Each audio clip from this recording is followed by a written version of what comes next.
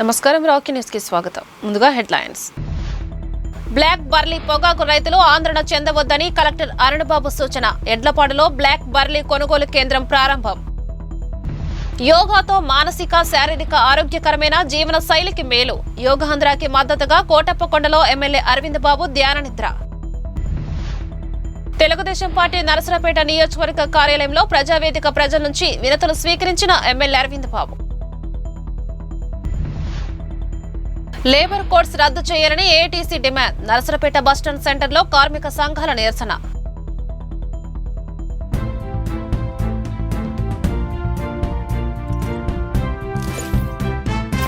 11వ అంతర్జాతీయ యోగా దినోత్సవాన్ని పల్నాడు జిల్లాలో ఘనంగా నిర్వహించనున్నామని కలెక్టర్ అరుణబాబు తెలిపారు. జిల్లాలో మొత్తం 5,000 వేదికల వద్ద ఏకకాలంలో యోగాంధ్ర కార్యక్రమం నిర్వహిస్తామన్నారు. యోగాంధ్ర యాప్ ద్వారా దాదాపు 10 లక్షల మంది ఔత్సాహికులు నమోదు చేసుకున్నారని తెలిపారు. వీరిలో 2 లక్షల మంది వరకు ప్రభుత్వ కార్యాలయాలు, పాఠశాలలు, హాస్టళ్లు, గ్రామ వార్డు సచివాలయాల వద్ద నిర్వహించే యోగాంధ్ర కార్యక్రమంలో పాల్గొంటారని చెప్పారు. ఒకటి యోగాంధ్ర సంబంధించి ఇప్పటి వరకు మనము మే 21 నుంచి దాదాపు నెల పాటు వివిధ స్థాయిల్లో యోగా డేస్ నిర్వహిస్తూ వచ్చాం. మే 21 చూసుకుంటే కోడెల శివప్రసాద్ స్టేడియంలో ఇనాగ్రేషన్ చేశాము. దాంట్లో కూడా మీ అందరి సహకారంతో చాలామంది పార్టిసిపేట్ చేశారు. మన జిల్లాలో గత నెల రోజులుగా ఈ కార్యక్రమాన్ని ఒక రోడ్డుని యోగా రోడ్డుగా డిక్లేర్ చేస్తూ ఆ రోడ్లో కార్యక్రమాలు చేస్తూ వచ్చాం. అది ఇవాళతో అయిపోయింది. రేపు డిస్ట్రిక్ట్ లెవెల్ ప్రోగ్రామ్ చేయబోతా ఉన్నాం. సుమారుగా 10,000 మందికి తగ్గకుండా మన కలెక్టరేట్ కాంపౌండ్లో ఉన్నటువంటి గ్రౌండ్లోనే డిస్ట్రిక్ట్ లెవెల్ ప్రోగ్రామ్ చేస్తున్నాము. ఇది డిస్ట్రిక్ట్లో జరిగే ప్రోగ్రాం. అట్లాగే మన జిల్లాలో మరొక ముఖ్యమైన కార్యక్రమం అమరావతిలో మ్యూజియం పక్కన ఉన్నటువంటి బౌద్ధ స్తూపం దగ్గర మినిస్టర్ ఆఫ్ స్టేట్స్ MOS గారు, పెమ్మసాని గారు పార్టిసిపేట్ చేస్తున్నారు. సో అక్కడ ఆర్కియలాజికల్ సర్వే ఆఫ్ ఇండియా తరపున, గవర్నమెంట్ ఆఫ్ ఇండియా తరపున వారు పార్టిసిపేట్ చేస్తున్నారు. అక్కడ కూడా సుమారుగా ఒక 2,000 మందిని అసెంబ్లీ చేసి అక్కడ జేసీ గారు ఆధ్వర్యంలో ఆ కార్యక్రమం జరుగుతుంది. ఇక్కడ డిస్ట్రిక్ట్ ప్రోగ్రామ్ మన దగ్గర జరుగుతూ ఉంటుంది. 2 ఒకేసారి 7 గంటల నుంచి 8 గంటల వరకు ఈ కార్యక్రమం ప్యారల్గా జరుగుతాయి. అట్ ది సేమ్ టైం వైజాగ్లో గౌరవ ముఖ్యమంత్రి గారు అలాగే ప్రధానమంత్రి గారు పార్టిసిపేట్ చేస్తున్న ప్రోగ్రాం కూడా అదే టైంకి జరుగుతూ ఉంటాయి. మన దగ్గర కనీసం 5,000 వెన్యూస్, 5,000 వెన్యూస్లో జిల్లా మొత్తం ఈ కార్యక్రమం జరుగుతుంది. బ్లాక్ బర్లీ పొగాకు రైతులు గిట్టుబాటు ధర విషయంలో ఆందోళన చెందవద్దని, మద్దతు ధరతో పంట కొనుగోలు చేసేందుకు చర్యలు తీసుకుంటున్నామని కలెక్టర్ అరుణబాబు తెలిపారు. గత ఏడాదితో పోలిస్తే ఈ సంవత్సరం రెట్టింపు విస్తీర్ణంలో బ్లాక్ బర్లీ సాగు చేసి అధిక దిగుబడి వచ్చిందన్నారు. ప్రైవేటు వ్యాపారస్తుల ద్వారా గిట్టుబాటు ధరతో కొనుగోలు చేసేందుకు ఇదివరకే చర్యలు చేపట్టామన్నారు. ఎడ్లపాడు మార్కుఫెడ్ కేంద్రంలో కొత్తగా పొగాకు కొనుగోలు కేంద్రాన్ని ప్రారంభించామని కలెక్టర్ వివరించారు.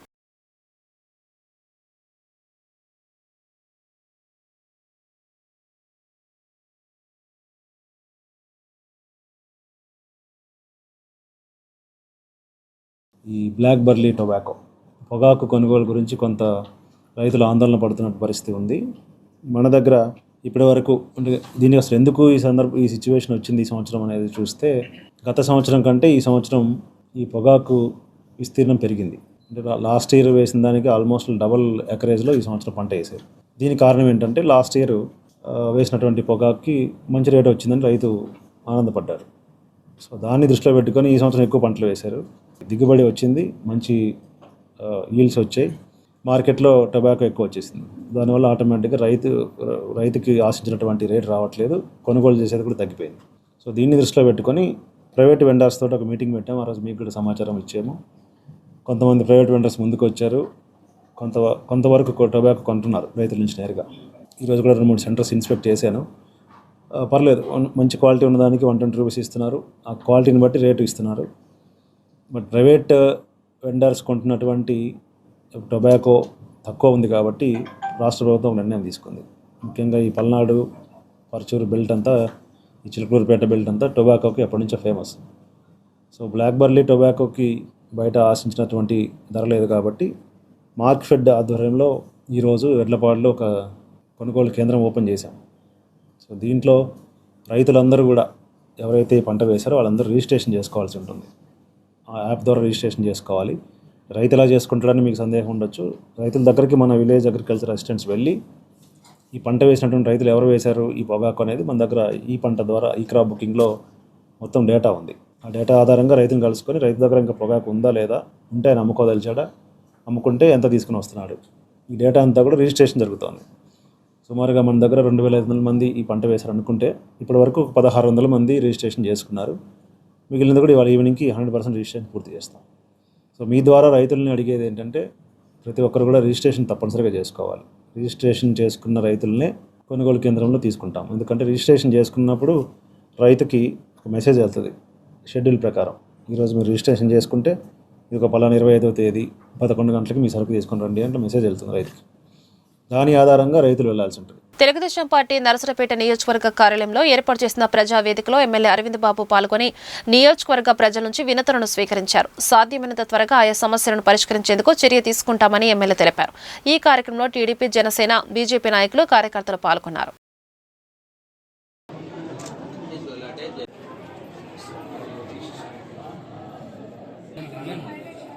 ఓకే అమ్మా.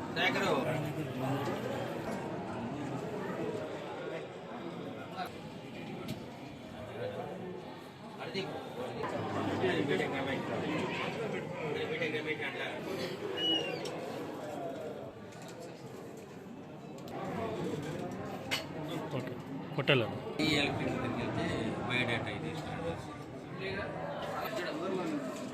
మరి ఉమ్మడి కూటమి ఏర్పడిన తర్వాత నారా చంద్రబాబు నాయుడు గారు ముఖ్యమంత్రిగా, పవన్ కళ్యాణ్ గారు డిప్యూటీ సీఎంగా ప్రజలకు మేలు చేయడానికి, ప్రజల్లో ఉండటానికి, ప్రజలకు ఏది కావాలంటే అది సహాయం చేయడానికి సిద్ధంగా ఉన్నారు. మరి ఇటువంటి పరిస్థితుల్లో ప్రతి వారం శుక్రవారం మరి ప్రతి అసెంబ్లీ సెగ్మెంట్లో గ్రీవెన్స్ డే జరుగుతుంది. దీంట్లో ఎక్కువ మంది ఇళ్ల స్థలాలు కావాలని చెప్పి అప్లికేషన్లు ఇస్తున్నారు. అదేవిధంగా కొంతమంది ఒంటరి మహిళలు పెన్షన్స్ కానీ, మరి ఎన్టీఆర్ భరోసా పెన్షన్స్ ఇవన్నీ కూడా మరి లెటర్స్ ఇవ్వడం జరుగుతుంది. కాబట్టి వీటన్నిటిని కూడా మరి ఆన్లైన్ చేసి సెంట్రల్ పార్టీ ఆఫీస్ పంపిస్తూ ఉన్నాము. తప్పనిసరిగా ఏదైతే గ్రీవెన్స్లో అప్లికేషన్స్ వచ్చినాయో వాళ్ళందరికీ కూడా న్యాయం చేయడానికి ప్రభుత్వం సిద్ధంగా ఉంది. కొంత సమయం తీసుకున్నా కానీ నారా చంద్రబాబు నాయుడు గారు, పవన్ కళ్యాణ్ గారు మనకు అండగా ఉండి మరి పెన్షన్స్ కానీ, రేషన్ కార్డులు కానీ, ఆరోగ్య కార్డులు కానీ, అదేవిధంగా ఇంటి స్థలాలు కానీ ఇవ్వడానికి ప్రభుత్వం సిద్ధంగా ఉందని మరి మీడియా ముందు నేను తెలియజేస్తున్నాను.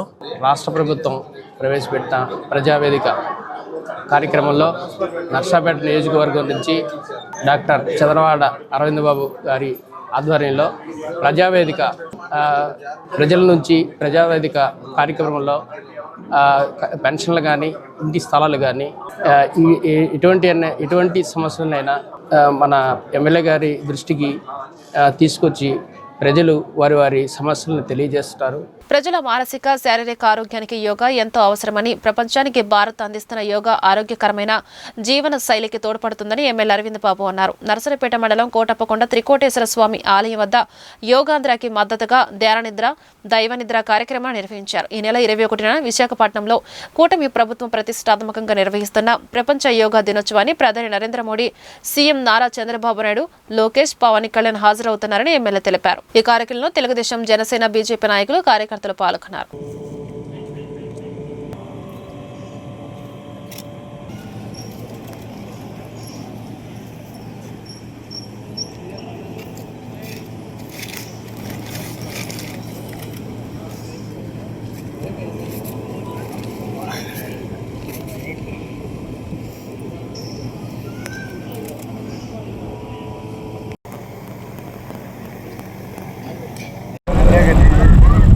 ఓం నమ శివాయ. మరి మన ఉమ్మడి కూటమి ఏర్పడిన తర్వాత నారా చంద్రబాబు నాయుడు గారి ఆధ్వర్యంలో, పవన్ కళ్యాణ్ గారి పట్టుదలతోటి, నరేంద్ర మోడీ గారి ఆశీస్సులతోటి మరి యోగాంధ్ర అనే కార్యక్రమాన్ని చేపట్టి రేపు జూన్ 21కి నెల రోజులు అవుతుంది. ఈ నెల రోజుల్లో అందరూ కూడా యోగాసనాలు నేర్చుకొని మానసిక ప్రశాంతత, శారీర దారిద్ర్యం పెంపొందించుకోవడానికి ఈ నెల రోజుల కార్యక్రమాన్ని చేపట్టడం జరిగింది. ఇవన్నీ కూడా యుగాల నుంచి కూడా యోగాసనాలు, యోగ ముద్ర, యోగ నిద్ర ఇవన్నీ కూడా మనం చేస్తూ ఉండేవాళ్ళం. ఇటువంటి కార్యక్రమాల్లో పల్లె బాట, పల్లె నిద్ర, పల్లె ప్రగతిలో మేమందరం కూడా యోగ నిద్ర కోసం, ఇవాళ దైవ నిద్ర కోసం కోటప్పకొండ మరి కొండ మీదకి రావడం జరిగింది. ఈ కార్యక్రమానికి భక్తులు, అదేవిధంగా కార్యకర్తలు, నాయకులు, మహిళలందరూ కూడా రావడం జరిగింది. ముఖ్యంగా దీని ఉద్దేశం, వాళ్ళ సైన్స్ టెక్నాలజీ పెరిగిన తర్వాత మనం అందరం కూడా ఒకటే గుర్తుపెట్టుకోవాలి. రాతి యుగం పోయింది, మధ్యయుగం పోయింది. ఆధునిక యుగంలో మనం అందరం కూడా మరి టెన్షన్స్ కానీ, ఆలోచన వల్ల కానీ ఎక్కువ మందికి కిడ్నీ జబ్బులు కానీ, గుండె జబ్బులు, షుగరు, బీపీ అన్నీ కూడా ఎక్కువ అవుతున్నాయి. మనం అందరం కూడా ఆర్థిక పరంగా, సామాజిక పరంగా ఎన్నో ఇబ్బందులు పడుతూ ప్రజలందరూ కూడా ఆలోచనలు ఎక్కువైనాయి. ఇటువంటి పరిస్థితుల్లో అందరూ కూడా ఆరోగ్యంగా ఉండాలని చెప్పి చంద్రబాబు నాయుడు గారు, నరేంద్ర మోడీ గారు మరి ప్రపంచ యోగా దినోత్సవం జూన్ 21 జరుగుతుంది. నరసరావుపేటలోని జిల్లా కలెక్టర్ కార్యాలయంలో రెవెన్యూ దినోత్సవాన్ని నిర్వహించారు. ఈ సందర్భంగా కలెక్టర్ అరుణ్ బాబు రెవెన్యూ శాఖ సిబ్బందికి రెవెన్యూ దినోత్సవ శుభాకాంక్షలు తెలిపారు. ఈ కార్యక్రమంలో joint collector Suraj Ganore, DRO Murali, జిల్లా వ్యవసాయ అధికారి మురళి పాల్గొన్నారు.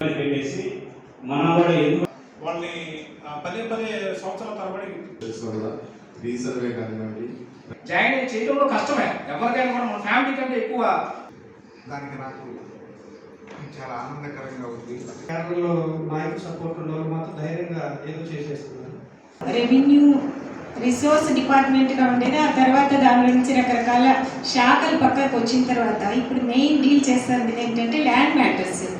సార్ చెప్పినట్లుగా భూమి కలిగి ఉన్న వ్యక్తులకి ఆ భూమితో ఒక రకమైనటువంటి ఎమోషనల్ అటాచ్మెంట్ అనేది ఖచ్చితంగా ఉంటుంది.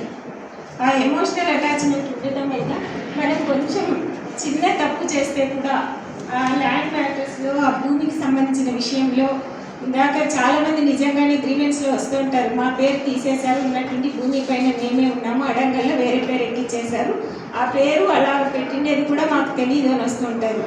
ఆ ఎమోషనల్ అటాచ్మెంట్ ఒకటి, తర్వాత ఆ భూమి పైన ఆధారపడిన భావన ఒకటి, ఆ భూమి వాల్యూస్ పెరిగింది ఒకటి. వాళ్ళు ఎక్కడో ఉంటారు, మనం ప్రొటెక్ట్ చేయాల్సిన వాళ్ళము. మనం ఆ విధంగా ల్యాండ్ రికార్డ్స్లో వాళ్ళకి తెలియకుండానే పేర్లు మార్చడం వలన ఈ మధ్య కొంచెం చెడ్డ పేరు అయితే తెచ్చుకుంటున్నారు డిపార్ట్మెంట్లో. అందరూ అలాగా లేరు, 90% బాగా పనిచేసే వాళ్ళు ఉన్నారు. కానీ ఎక్కడో ఒకరిద్దరు చేసే పనుల వల్ల మొత్తం డిపార్ట్మెంట్కి చెడ్డ పేరుతో వచ్చేస్తుంది. రెవెన్యూ వ్యవస్థకి ఉన్నంత ప్రయారిటీ కానీ ప్రాముఖ్యత కానీ గతంలో నుంచి అలాగే వస్తూ ఉంది. అంటే రెవెన్యూ డిపార్ట్మెంట్ని జనరల్గా ఆల్ డిపార్ట్మెంట్స్ మొదలనుకున్నా బాగాలనుకున్నా అన్ని రెవెన్యూ డిపార్ట్మెంట్ నుంచి విడిపోవాలి. ఎక్సైజ్ కానీ, ట్యాక్సెస్ కానీ, రిజిస్ట్రేషన్స్ కానీ, ఇలా ఏది చూసుకున్నా కూడా రెవెన్యూ డిపార్ట్మెంట్ నుంచి పుట్టినారు. అలాగే మనం చూసుకుంటే మన పాత రెవెన్యూ ఆఫీసులన్నీ కూడా ట్రెజరీ తోటి, పోలీస్ కొన్ని చోట్ల స్టేషన్స్ ఉంటాయి, ట్రెజరీ ఆఫీస్ మొత్తం ఉంటుంది, అక్కడక్కడ జైల్స్ కూడా ఉంటాయి, ఎక్సైజ్ వాళ్ళు ఉంటారు, స్టాంప్స్ రిజిస్ట్రేషన్ వాళ్ళు ఉంటారు. ఇవన్నీ కలిపి ఒక రెవెన్యూ వ్యవస్థగా ఉంది. ఇంకా రాబోయే రోజుల్లో మనకు ఉన్నటువంటి పని భారం వలన లేకపోతే సిబ్బంది తగ్గిపోవడం వలన కొన్ని డిపార్ట్మెంట్స్ కొత్తగా ఏర్పడడం వచ్చింది. మరి ఎట్లా చూసుకున్నా కూడా రెవెన్యూ వ్యవస్థ అనేది చాలా పెద్ద వ్యవస్థ. మోస్ట్ ఇంపార్టెంట్ థింగ్ ఒక కల్చరల్ ఆస్పెక్ట్ భూమి యొక్క పార్ట్ ఉంటుంది. మీరు ఇప్పుడు కూడా కొన్ని ఊళ్ళో వెళ్తే అంటే గతంపాట్లో ఉండేది, ఇప్పుడు కూడా కొన్ని చోట్ల ఉంది. భూమి అమ్మాలంటే చాలామంది ఊరుకోరు, ఎందుకంటే ఒక కల్చరల్ ఒక ఫీలింగ్ అటాచ్గా ఉంటుంది ఆ భూమితో. చాలామంది వాళ్ళ దగ్గర ఉన్న భూమి ఒక మదర్ లాగా కన్సిడర్ చేస్తారు. సో ఆ మదర్కి ప్రొటెక్ట్ చేయడం బాధ్యత ఎవరిదంటే revenue department. So in society ప్రతి ఫ్యామిలీలో ఎవరెవరి దగ్గర భూమి ఉంటుంది, ఆ భూమికి ప్రొటెక్ట్ చేయడం రెవెన్యూ డిపార్ట్మెంట్ది ఒక బాధ్యత. మీరు బ్రిటిష్ కాలం నుంచి చూస్తే ఎంటైర్ బ్రిటిష్ గవర్నమెంట్ అప్పుడు ఈ రెవెన్యూ డిపార్ట్మెంట్ కానీ మన ఎంటైర్ అడ్మినిస్ట్రేషన్ అది ఎప్పుడు స్టార్ట్ అయిందంటే బ్రిటిష్ గవర్నమెంట్ ఉన్నప్పుడు అది స్టార్ట్ అయింది. నరసరావుపేట పురపాలక సంఘ పరిధిలో పనిచేస్తున్న వార్డు సచివాలయ ఉద్యోగులు, జీఎస్డబ్ల్యూఎస్ ఉద్యోగులకు సొంత మండలంలో పోస్టింగ్ ఇవ్వొద్దని ప్రభుత్వం జారీ చేసిన జీవో నెంబర్ 5కు వ్యతిరేకంగా నిరసన కార్యక్రమం నిర్వహించారు.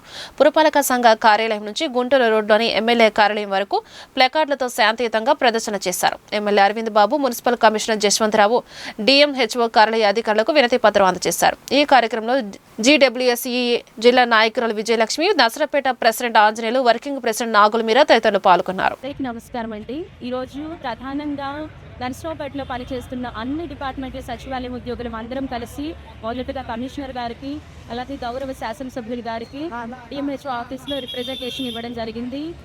మాకు బదిలీలకు అవకాశం కల్పించడం జరిగింది. అయితే ప్రతి గవర్నమెంట్ ఎంప్లాయీ బదిలీ అవ్వాల్సిందే.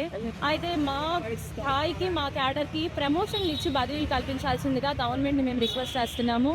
5.5 సంవత్సరాలుగా ఈ సచివాలయం వ్యవస్థలో మేము పనిచేస్తున్నాం. ఇంతవరకు మాకు ప్రమోషన్ ఛానల్ మీద స్పష్టత లేదు, రేషనలైజేషన్ ప్రక్రియ మీద స్పష్టత లేదు. రేషనలైజేషన్ సర్ప్లస్ ఎంప్లాయీస్ని ఏ డిపార్ట్మెంట్లో మెచ్ చేస్తారో మాకు ప్రభుత్వం స్పష్టత ఇచ్చి ఆ తర్వాత బదిలీలను చేయాల్సిందిగా కోరుతున్నాము.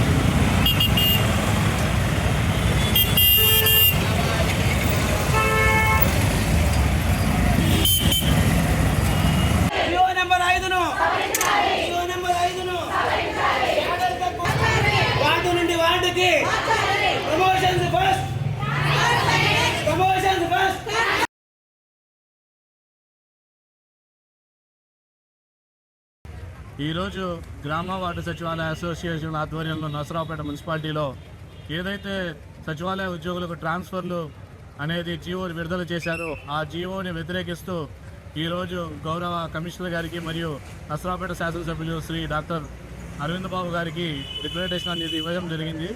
మా క్యాడర్కి, మాది గ్రూప్ 4 క్యాడర్, మా క్యాడర్కి నేటివ్ మండలాల్లో పని చేయకూడదు అనే ఆంక్ష విధించడం అనేది చాలా దారుణం. మాకు వచ్చే శాలరీలతో వేరే మండలానికి వెళ్ళి అక్కడ జీవనం కొనసాగించడం అంటే చాలా ఆర్థిక భారంతో కూడుకున్న విషయం. ప్లస్ జిఎస్డబ్ల్యూఎస్ శాఖలో ఎక్కువ మంది, మెజారిటీ 60% ఆడవాళ్ళు ఎక్కువ మంది ఉన్నారు. వాళ్ళ మీద ఉన్న డిపెండెంట్స్, పిల్లల్ని కానివ్వండి, వృద్ధుల్ని కానివ్వండి వదిలేసి వేరే మండలాలకు వెళ్ళి అక్కడ పనిచేయాలి అంటే మీకు తెలుసు, గ్రామ వార్డు సచివాలయ ఉద్యోగులు ఉదయం 5 నుంచే ఫీల్డ్లోకి వచ్చేసి పనులు అనేది నిర్వర్తిస్తూ ఉన్నారు. నెంబర్ 5 వెంటనే ప్రమోషన్స్ ఫస్ట్.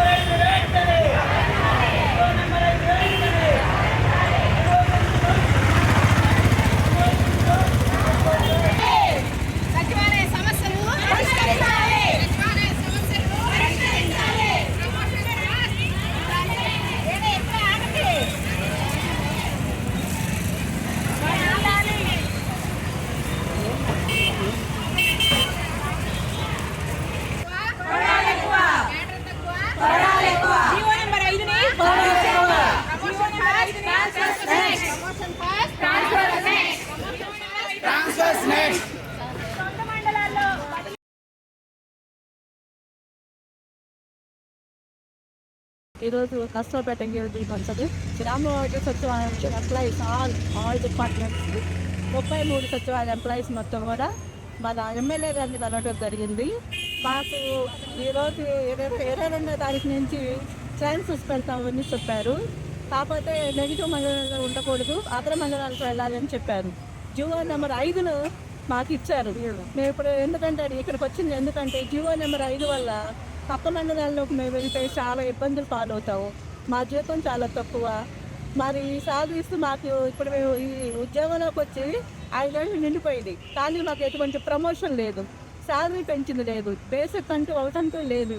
మరి వర్క్ బర్డన్ ఎక్కువగా ఉంది. అన్ని రకాల వర్కులు కూడా ఎర్లీ మార్నింగ్ 5:30కే వచ్చి మరి ప్రభుత్వం వారు ఆదేశించిన ప్రకారం ఎటువంటి కొత్త సర్వేలు వచ్చినా కూడా, ఎటువంటి కొత్త వర్క్ వచ్చినా కూడా అందరం కూడా కష్టపడి గవర్నమెంట్ మెచ్చుకునే విధంగా వారు ఇచ్చిన టార్గెట్ను అచీవ్మెంట్ చేస్తూ కష్టపడి పనిచేస్తున్నాం. ఇప్పుడు మేము ఇన్ని సంవత్సరాలు కష్టపడి పనిచేసినా కూడా మాకు ఎప్పుడు మరి ఎటువంటి ప్రమోషన్ ఛానల్ లేదు. కేంద్ర రాష్ట్ర ప్రభుత్వాలు అనుసరిస్తున్న ప్రజా కార్మిక వ్యతిరేక విధానాలని వీడనాడాలని, లేబర్ కోడ్స్ రద్దు చేయాలని ఏఐటీసీ నేతలు డిమాండ్ చేశారు. నరసరావుపేట బస్టాండ్ సెంటర్ వద్ద కార్మిక సంఘాల ఆధ్వర్యంలో నిరసన కార్యక్రమాన్ని నిర్వహించారు. కేంద్ర ప్రభుత్వం, రాష్ట్ర ప్రభుత్వం కార్మికులకు బానిసలుగా చేసే విధానానికి స్వస్తి పలకాలని, 10 గంటల పని విధానాన్ని ఉపసంహరించుకోవాలని ఏఐటీసీ పల్నాడు జిల్లా ప్రధాన కార్యదర్శి కాశే రాంబాబు అన్నారు. రాత్రిపూట మహిళతో పని చేయించాలనే ఆలోచన మానుకోవాలని, ప్రభుత్వ సంక్షేమ పథకాలు, కాంట్రాక్ట్ అవుట్సోర్సింగ్ స్కీమ్స్ కార్మికులందరికీ వర్తింపజేయాలన్నారు. ఈ కార్యక్రమంలో జిల్లా కార్యనిర్వహణ అధ్యక్షులు రంగయ్య, సిపిఐ ఏరియా కార్యదర్శి సత్యనారాయణ, రాజు, ఏఐటీసీ నాయకులు జానీ, వెంకటేశ్వర్లు, అశోక్ రెడ్డి, సుబ్బారావు, నరసింహారావు పాల్గొన్నారు. నరసరావుపేట మండలం పెట్లూరివారిపాలెం గ్రామ శివారులో రోడ్డు ప్రమాదం చోటు చేసుకుంది. వెనుకొండ వైపు నుంచి వస్తున్న ద్విచక్ర వాహనాన్ని ఎదురుగా వచ్చిన మరొక ద్విచక్ర వాహనం ఢీకొట్టింది.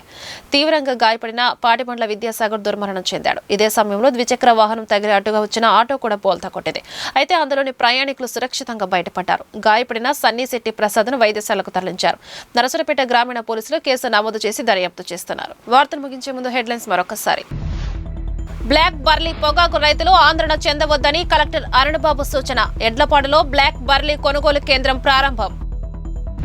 యోగాతో మానసిక, శారీరక ఆరోగ్యకరమైన జీవన శైలికి మేలు. యోగాంధ్రాకి మద్దతుగా కోటప్పకొండలో ఎమ్మెల్యే అరవింద్ బాబు ధ్యాన నిద్ర.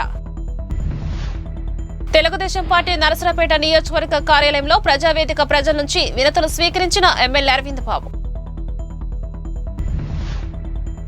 లేబర్ కోడ్స్ రద్దు చేయాలని ఏఐటీసీ డిమాండ్. నరసరావుపేట బస్టాండ్ సెంటర్లో కార్మిక సంఘాల నిరసన. ఈ వార్తలు ఇంతటితో సమాప్తం. మరో బులెటిన్లో మళ్ళీ కలుద్దాం. అంతవరకు సెలవు. నమస్కారం.